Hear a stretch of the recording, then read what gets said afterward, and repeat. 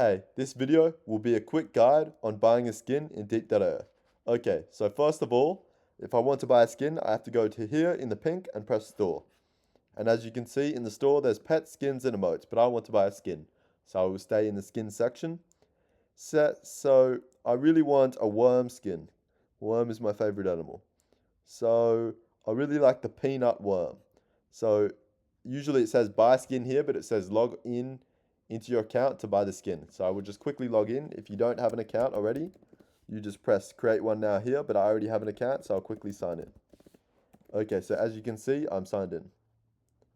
Okay, so I'll just do this whole process again. I go to store, I press worm, I will go to peanut worm, and then I press buy for 10 coins. I have more than 10 coins, and you earn coins by playing the game.